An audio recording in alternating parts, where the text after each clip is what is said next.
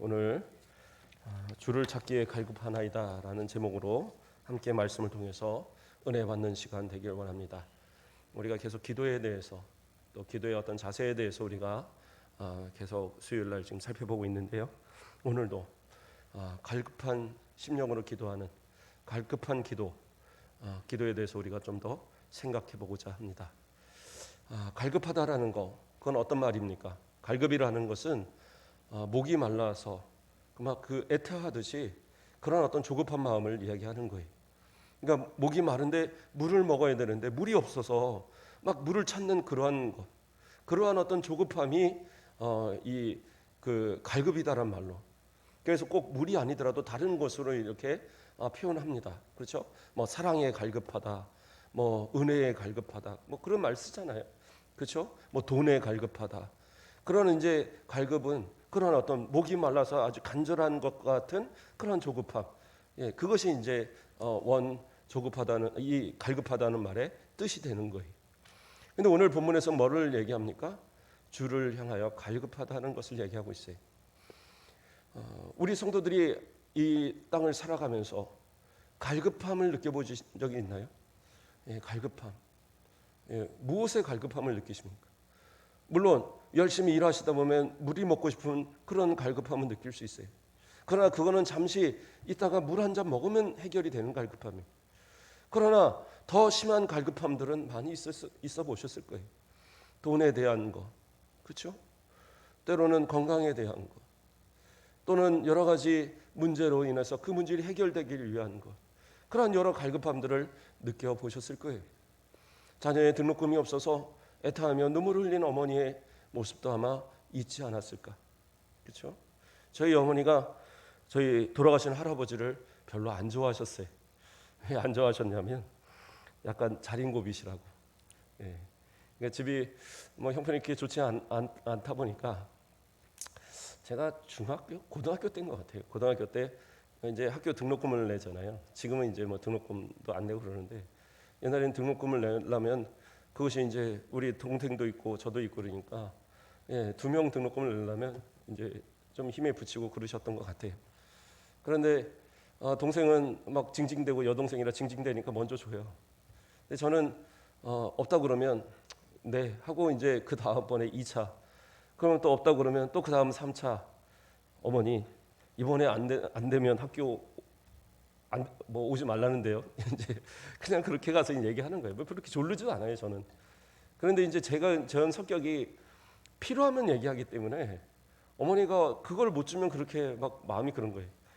그런데 그렇다고 해서 학교를 잘리는 아이는 한 번도 못 봤어요. 어떻게 해서라도 학교는 다 다니는데, 예, 저는 뭐 학교에서 말한 그대로 이제 전달했는데 어머니가 되게 마음이 아프셨나 봐요. 그래서 할아버지를 쫓아가서 할아버지한테 아버님 저희 아버님 손주가 등록금이 없답니다. 좀 보태주십시오.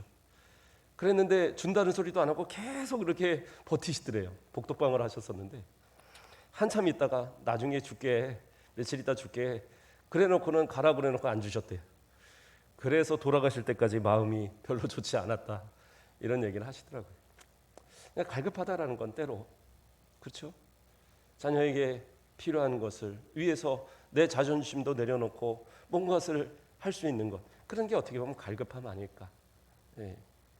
그런데 중요한 건 뭐냐, 세상적인 것에 있는 갈급함, 그런데 그러한 갈급함처럼 하나님께도 그러한 갈급함을 느껴본 적이 있느냐.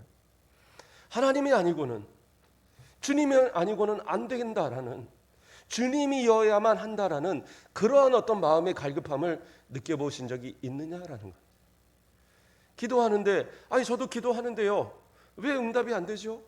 저도 새벽에 기도하는데, 저도 이렇게 수요일날 와서 기도하는데, 저도 때로는 밥 먹을 때 꼭꼭 기도하는데, 그런데 왜 안 될까요?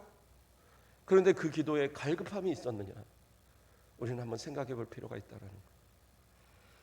때로는 내가 기도한다고 기도를 하는데 그 마음속에 하나님 들어주셔도 되고 뭐 안 들어주시면 어쩔 수 없고, 혹시 이러한 마음으로 기도하지는 않으신가? 그렇다면 그 기도가 이루어지는 것이 내게 무슨 의미가 있겠어요? 물론 필요하니까 기도하겠죠. 물론 필요하니까 기도할 텐데 하나님이 응답하셔도 그것이 감사라는 것이 내게 입술을 통해서 고백되지 않는단 말이에요. 되려니까 됐지. 내가 노력하니까 됐지. 내가 그렇게 간절히 원하니까 참 잘 됐지. 하나님께서 이루셨다라는 그러한 마음에, 하나님께서 도와주셨다라는 그런 마음에, 그러한 확신, 그러한 감사, 그러한 기쁨이 아닌 그냥 일반적인 기쁨, 일반적인 그냥 즐거움으로 끝내버리는 그런 모습이 많지 않은 거예요. 때로는 그렇기 때문에 우리 기도는 응답되지 않는 이유가 될 수도 있는 거예요. 하나님이 귀가 막혀서 안 들으시는 게 아니에요. 하나님 보지 못해서 안 들으시는 게 아니에요. 그것은 세상의 우상들, 눈이 있어도 보지 못하고 귀가 있어도 듣지 못하는 세상의 그 목각으로 돌로 만들어 놓은 그런 우상들의 이야기지, 하나님은 다 듣고 다 아시고 다 모든 것에 있어서 우리를 감찰하시는 하나님이세요. 우리의 일거수일투족을 하나도 모르시는 것이 없는 그분이 우리 하나님이시다는 거예요. 근데 문제는 뭐예요? 찾지 않으니까. 하나님을 향하여 간절히 찾지 않으니까, 그러니까 우리 가운데 응답이 없고 만남이 없는 거예요. 성경은 곳곳에서 하나님을 찾으라, 또는 하나님 만나 주시겠다라는 약속들을 곳곳에 나타납니다. 그 가운데 이사야에서는 이사야 55장 6절을 보면 너희는 여호와를 만날 만한 때에 찾으라, 가까이 계실 때에 그를 부르라, 이렇게 얘기하고 있어요. 만날 만한 때가 있다라고, 하나님을 만날 만한 때가 있다라고 이사야는 말하고 있어요. 하나님을 만날 만한 때, 그러면 반대로 뭐예요? 만나고 싶어도 만나지 못할 때가 있다라는 거예요. 그러니까 하나님을 찾을 수 있을 때, 하나님 앞에 부르짖을 수 있을 때, 하나님의 응답을 구할 수 있을 그때에 기도하라는 거예요. 그리고 간절히 사모하고 찾으라는 겁니다. 갈급해 보라는 거예요. 지금은 이사야는 그것을 얘기하는 겁니다. 그러면 어떻게 해요? 그 가까이에 계실 때, 찾을 때 그를 부르면, 이사야 55장 7절 말씀에 악인은 그 길을, 불의한 자는 그의 생각을 버리고 여호와께로 돌아오라. 그리하면 그가 긍휼히 여기시리라. 우리 하나님께로 돌아오라. 그가 너그럽게 용서하시리라. 어떠한 죄를 가진 자라 할지라도, 어떤 악한 모습이라 할지라도, 하나님 앞에 나올 만한 자격이 없는 모습이라 할지라도 하나님을 찾고 간절히 간구하고 하나님 앞에 매달려 나오기만 하면 하나님 어떻게 해요? 다 용서하신다라는 거예요. 너그럽게 용서하시고 너그럽게 그 모든 악한 것을 다 제거시켜 주시고 은혜로 맞아 주시겠다라고 약속하고 계시잖아요. 그런데 문제는 뭐예요? 우리가 찾지 않는 거예요. 돌아오라고 얘기하고 모든 것 다 용서하겠다고 말씀하시고 가까이 계시겠다, 무슨 말이에요? 지금 내가 바로 옆에 있다라는 거예요. 지켜보고 있고 다 있어요. 그런데 어떻게 해요? 부르지 않아요. 어린아이들이 조금 자라면 그 자주 하는 말이 있어요. 나 혼자 할게, 내가 할게, 나 혼자 할게. 때로는 지 혼자 할 수 없는 것도 혼자 하겠다고 우겨요. 그러면 때로는 어떻게 해요? 그냥 냅둬 봅니다. 지가 안 되는 걸 알아야지. 물론 뭐 위험한 거 같은 거, 무슨 막 칼 같은 거 뭐 이런 거 갖고 있겠다 그러면 그런 거 주진 못하죠. 그러나 그게 아닌 이상은 내가 뭔가를 하겠다라고 막 얘기할 때 그때 그것을 조금 이렇게 그냥 해볼 수 있도록 허락을 합니다. 그러면 때로는 막 넘어지고 다치고 막 해도요 안 찾아요. 자기 자존심이 있어서 꼬마 애기도. 그러나 부모는 어떻게 해요? 넘어질까 다칠까 계속 옆에서 지켜보면서 모든 걸 다 살피죠. 물론 그러면서 커갈 수 있는 것이고 그러면서 자라는 모습이겠지만, 그러나 때로는 내가 할 수 없는 것조차도 하나님의 도움을 찾지 않는 경우들. 아까 말한 것처럼 내가 감당할 수 없는, 어린아이가 감당할 수 없는 칼을 들고도 엄마 아빠 내가 할 거야, 위험한 거죠. 그걸 냅둘 수 없는데 하나님은 내가 할게, 내가 도와줄게, 내가 나를 찾기만 해. 그럼 어떻게 해요? 안 찾아요. 오히려 이 모르는 데 가서, 안 보이는 데 가서 사고 치고 있죠. 그렇지 않습니까? 그래서 꼬마 애기들이 집안에서 조용하다? 그럼 분명 어딘가 사고 치고 있는 거예요. 어디 가서 뭐 사진을 꺼내놓고 하나씩 자르고 있다든지, 엄마 그냥 그 화장품 갖다 덕지덕지 얼굴에 바르고 있다든지 뭔가 사고를 치고 있죠. 엄마의 눈을, 아버지의 눈을 피하면 사고 치는 아이처럼.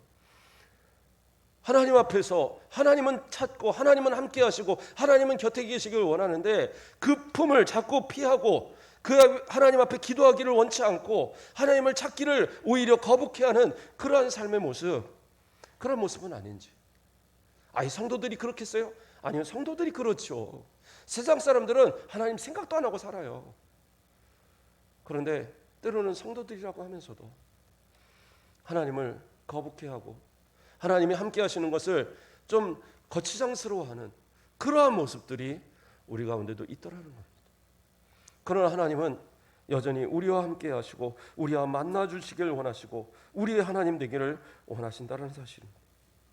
이사야 49장 8절 말씀을 보면 여호와께서 이같이 이르시되 은혜의 때에 내가 내게 응답하였고 구원의 날에 내가 너를 도왔다. 내가 장차 너를 보호하여 너를 백성의 언약으로 삼으며 나라를 일으켜 그들에게 그 황무했던 땅을 기업으로 상속하리라. 무슨 얘기냐?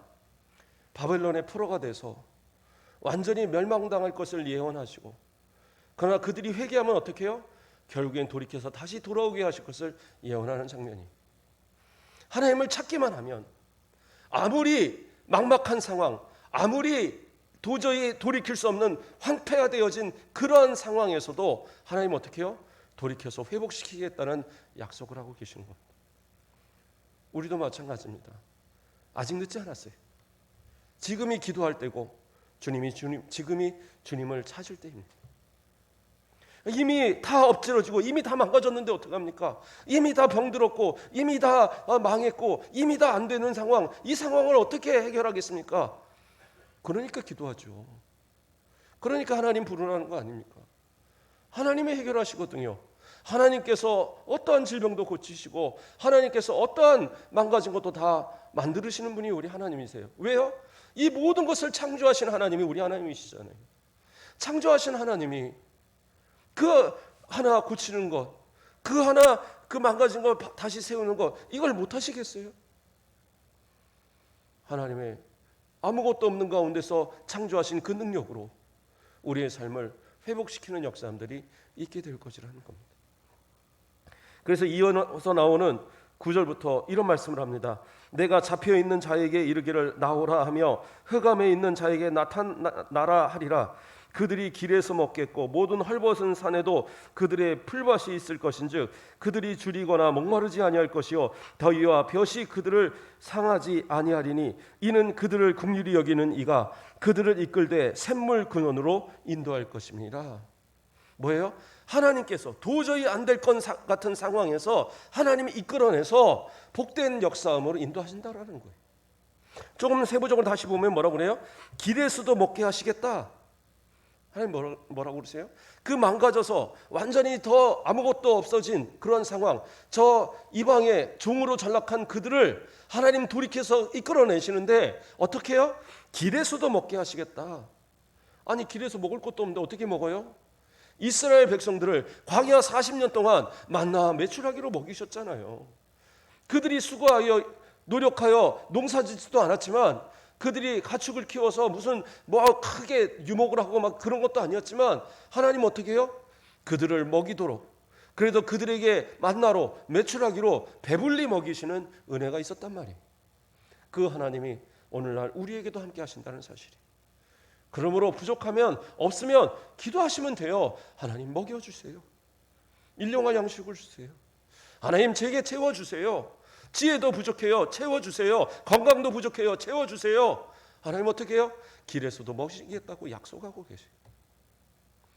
더 나아가서 뭐라고 얘기합니까? 모든 헐벗은 산에도 그들의 풀밭이 있겠다. 이게 무슨 말이에요? 자, 민둥산, 아무것도 없는 산. 그런 산 위에 풀이 보이질 않아요. 근데 뭐라고 그래요?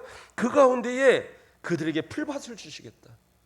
다시 말해서 하나님은 목자시고 우리는 양과 같아서 하나님의 그 이끄심을 따라 순종하여 나아가면 분명히 아무것도 없는 산 같은 그곳에 하나님께서는 그 풀을 찾으셔서 또한 그 풀을 조성하셔서 그 풀을 먹도록 이끌어 주신다라는 거예요. 그러니까 아무것도 없어 보인다고 해서 포기하지 마세요. 누가요? 하나님이 풀을 만드시고 하나님이 풀을 기르서 우리로 먹게 만드시는 거예요. 아무것도 없어 보이는 민둥산에서도 하나님 그 풀을 채워주시는 것처럼 우리의 모든 삶 가운데 가망 없어 보이는 그 삶 가운데서도 하나님이 채우시는 역사함이 있다라는 거예요. 그러니까 하나님은 하실 수 있어요. 그러니까 우리는 갈급해하고 그러니까 찾아야 되는 거예요. 더 나아가서 뭐라고 얘기합니까? 주님께서 우리를 샘물 근원으로 인도하실 것이다. 샘물 근원으로. 그렇죠? 우리를 그냥 단순히 뭐 목마르니까 물 주시죠. 그게 아니라 아무리 정말 마셔도 그것이 그 사라지지 않는 그 아무리 떠마셔도 또 계속 샘솟는 그 샘물 근원, 정말 영원한 생수로 우리 가운데 채워주시는 생명수로 채워주시는 그 은혜, 저 영원한 구원의 역사, 그리스도를 통한 구원의 역사를 우리 가운데 베풀어 주시는 거예요. 우리는 어떻게 해요? 그냥 받아 마시면 되는 거예요. 근데 어떤 사람들이 이것을 누려요? 하나님을 찾는 사람, 구하는 사람, 간절히 간급해하는 그들에게 이것은 생명수가 되는 거예요. 그러나 도저히 뭐 목말라 하지 않는 사람, 물을 찾지 않는 사람한테 물 줘봐야 무슨 의미가 있어요? 열심히 물 먹고 뻘뻘뻘 먹고 나온 사람한테 자, 물 한 잔 드시오. 그게 무슨 의미가 있겠어요? 그러나 정말 목마르다 죽을 것 같은 그러한 사람에게 물 한 잔은요, 그 생명을 살리는 물이 되는 겁니다. 물을 안 먹고 얼마나 사실 것 같아요? 밥은 안 먹어도요 한 30일 이상은 삽니다. 그래서 40일 금식하는 분들도 있잖아요. 예. 그래서 밥 안 먹어도 한 달 넘게 살아요. 근데 물은 어떻게 합니까? 일주일만 안 먹으면 죽어요. 예. 아니 보니까 뭐 좀 더 사는 사람도 있던데요. 예, 여자들은 한 열흘 간답니다. 예. 그래서 이유는 정확하게 모르겠는데 남자들은 한 일주일이면 죽고 여자는 한 열흘 간대요. 예, 제가 옛날에 들었던 얘기라 도대체 어떤 과학적 근거는 모르겠지만 그러나 분명히 죽는답니다. 예. 예, 어떤 의사가 하는 얘기를 제가 들었던 것 같아요. 자, 어쨌든 그래요. 그렇게 물은 갈급해하는 사람들에겐 필요한 것처럼 하나님을 찾는데 정말 하나님이 아니고는 살 수 없을 것 같은 그들에게 하나님은 정말 생명수와 같이 그들에게 주어지는 거예요. 그런데 성도들이 찾지 않는다? 아유, 저 하나님 없이도 잘 사는 저 세상 사람들 보니까 하나님 없이도 잘 살던데요. 그들은 하나님께 속한 사람 아니잖아요. 세상에 속한 사람은 마귀에게 속한 사람이고, 예, 그 마귀의 자녀로 살아가는 자들이에요. 그들에게 어떻게 세상 가서 누리거나 세상 가운데 뭐 잘 먹고 잘 살거나 그건 아무 상관없어요. 하나님의 사람들은 하나님 없이는, 하나님과 함께하지 않고는, 하나님을 찾지 않고는 단 한순간도 살 수 없는 것이 우리들의 모습이에요. 왜요? 하나님을 딱 떠나는 순간부터 이 우는 사자와 같이 덤비는 이 마귀는 결코 우리를 가만히 두지 않아요.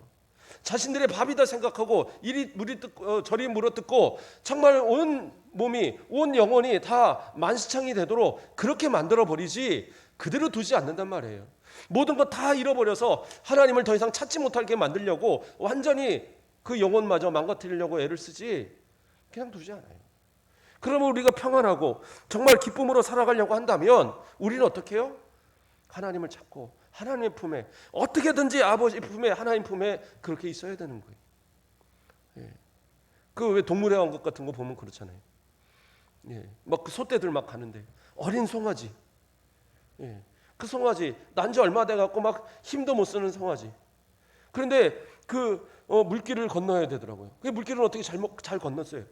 그런데 이 조그만 절벽 이걸 못 올라가는 거예요. 그래갖고 막 이거 떨어지면 안 되는데 다른 소떼는 저만큼 갔는데 어미소가 거기서 기다리고 있는 거예요. 올라오기를. 그렇게 해서 기다리면서 겨우겨우 막 기면서 올라오니까 그 머리로 막 같이 이렇게 밀어주면서 결국에 해서 이렇게 올라오더라고요. 그러면 사는 거예요. 그러나 그 올라가는 걸 포기하고 그 어미의 품으로 가는 걸 포기하고 거기서 내동그라지면 어미도 포기하고 그냥 소떼를 향하여 가버리면 그때는 어떻게 해요? 거기서 어느 짐승의 밥이 될지 모르는 거예요. 우리도 똑같은 겁니다. 하나님을 찾지 않으면 하나님과 동행하지 않으면 우리는 어떻게 해요? 우리는 살아갈 수가 없어요. 그런데 우리는 왜 자꾸 하나님과 자꾸 멀어집니까? 죄가 우리를 가리고 있기 때문에 그런 거예요. 우리의 죄가 해결되지 않으면, 우리가 하나님 앞에 회개하지 않고 해결되지 않으면 더 주님과는 점점 멀어지는 거예요. 이사야 59장 2절에 오직 너희 죄악이 너희와 너희 하나님 사이를 갈라놓았고 너희 죄가 그의 얼굴을 가려서 너희에게 듣지 않으시게 함이니라. 죄악이 하나님과 우리 사이를 갈라놓고 가려서 우리가 하나님을 바라봐도 하나님이 우리를 바라보지 않으시는 거예요. 왜요? 그 죄 때문에. 죄의 문제를 그냥 가지고 살아가는 거예요. 세상에서 실컷 다 죄 짓고 와서 주일만 예배드립니다. 그냥 온갖 거짓으로 돈 많이 벌어갖고 그래서 그 돈 갖고 일정 헌금해서 저는 의무를 다했습니다. 그런데 어떻게 해요? 영적으로는 더 병들어가고 그 육신은 뭐 잘 먹고 잘 살지 몰라도 가면 갈수록 더 하나님 앞에 멀어져가는 모습. 왜 그렇습니까? 그 하나님과 사이에 죄의 문제를 해결하지 않아서 그래요. 하나님께 더 가까이 내가 정직하게, 내가 불법하지 않고 내가 정말 감사로 기쁨으로 일하고 그 모든 걸 가지고 하나님께 영광 돌려 드리고 또 주시는 은혜 가지고 또 살아가고 이것이 반복되어질 때 그 삶이 복된 거지. 그렇죠? 내 삶은 내 마음대로 막 살아가면서 그러면서 하나님 다 보고 계시죠? 하나님 저하고 함께 하시죠? 아니요. 그 죄악이 가려 있는 이상 무엇이 복이 되겠어요? 잘 되는 것이 복이 아니에요. 돈 많다고 복이 아니고 건강하다고 복이 아니에요. 내가 하나님과 멀어지게 만든다고 한다면 그건 복이 아니에요. 제가 언젠가 얘기했지만 돈 많이 벌어서 100억 가까운 돈을 번 사람이 고백하는 얘기예요. 집이 한 50평 넘어가니까 교회 다니는 사람 미련해 보이더래요. 그렇게 한 열몇 평 살 때까지도 성가대도 하고 충성하고 교회 헌신이라면 다 누구보다도 앞장섰던 사람이 한 50평 넘게 살기 시작하니까 그래서 그 다음부터는 교회 안 나가고 나중에 100평 나중에는 막 대지만 몇만 평 위에다가 뭐 폭포까지 만들어 놓고 그러고 그런 집에서 살았는데 순식간에 한순간에 다 날아가더라는 거예요. 다 잃고 나서 보니까 그때 가서 주님 찾고 싶더라. 그런데 옛날에 신앙 찾느냐? 못 찾아요. 그렇게 고백을 하면서도 1년에 교회 한 번 나오고 두 번 나오면 많이 나오는 거예요. 그렇게 신앙이 쉽게 찾아지는 게 아니더라고요.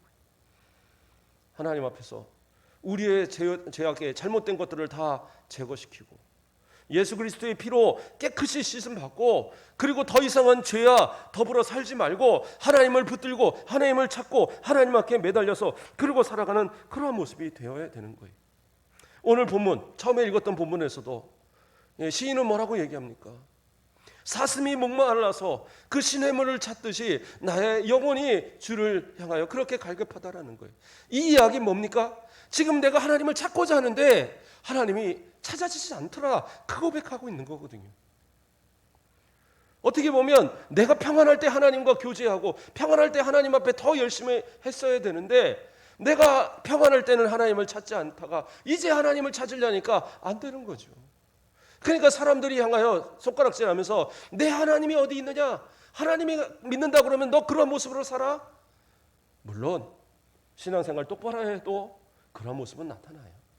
물론 이 시편 42편의 고라 자손의 시기 때문에 그들은 하나님을 위해서 헌신하며 살아가던 사람들이 그렇기 때문에 뭐 그렇게 잘못된 삶으로 살았기 때문에 그렇다 그건 아니에요. 그러니까 제가 얘기하는 것은 보편적인 이야기를 얘기하는 거예요. 아무리 내가 신앙에서 다시 찾으려고 해도 찾지 않아질 때가 주님을 만나고자 해도 내 마음 가운데 흡족하게 주님과의 교제가 이루어지지 않는 그런 때도 있더라는 거예요. 그때는 어떻게 살아갈 수 있어요? 그때는 어떻게 견딜 수 있어요?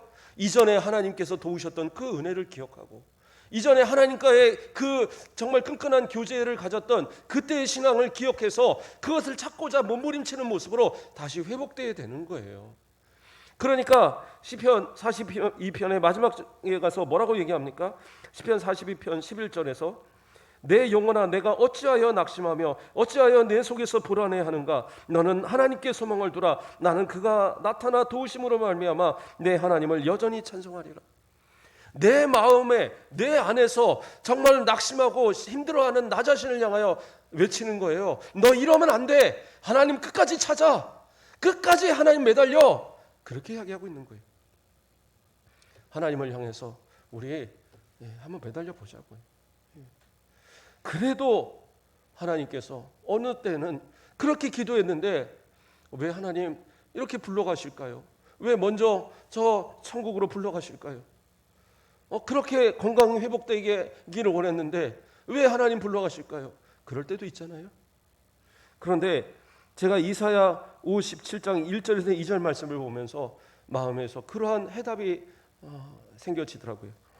의인은 죽을지라도 마음에 두는 자가 없고 진실한 이들이 거두어감을 당할지라도 깨닫는 자가 없도다. 뭐예요? 의인이 그렇게 죽어도 아무도 신경 쓰지 않는다는 거예요. 그런데 그 다음 구절, 의인들은 악한 자들 앞에서 불러 가도다. 그들은 평안에 들어갔나니 바른 길로 가는 자들은 그들의 침상에서 편히 쉬리라. 뭐예요? 하나님께서 이 땅에서 당하는 고난이 너무나도 크기 때문에 이것을 감당하는 것을 볼 수가 없어서 너 평안한 자리로 와라. 이 편안한 자리에서 나와 함께 쉬자 해서 불러가시는 거라는 거예요. 그래서 때로는 정말 그 마지막 이제는 쉬어라 하고 데려가실 그때가 오히려 복되다라고 얘기하고 있는 거예요. 그래요. 이 땅 사는 거 그렇다고 그러면 저 빨리 죽을래요. 그게 아니에요. 사는 동안 최선을 다하시고 주님을 찾으시고 기도하시고 정말 하나님의 영광을 위해서 사시되, 그러나 주님 부르실 때는 언제나 준비된 마음으로 나아가는 거예요. 이 땅에서 아무리 좋은 걸 누린다고 해도 저 영원한 천국에서 누릴 것에 비하겠어요? 그 영원히 누릴 것을 우리는 생각하면서 우리는 견뎌낼 수 있어요.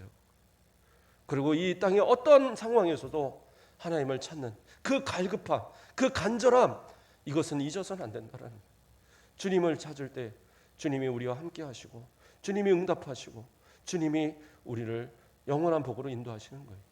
그 하나님을 찾을 때가 지금이고 기도할 때가 지금이고 주의 이름을 부를 때가 지금이란 말이에요.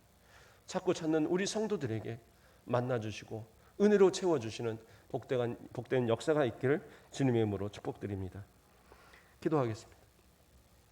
우리 사랑의 하나님 감사합니다. 이 시간 우리가 주님을 찾기를 원합니다. 주님 만나주시고 갈급해하는 심령에 주님의 은혜로 채워주시고 주의 돌보시는 은혜의 체험이 우리 가운데 넘치게 인도하여 주시옵소서. 감사합니다. 예수 그리스도의 이름으로 기도드립니다. 아멘. 우리 찬양하고 우리 기도 또 두 가지만 기도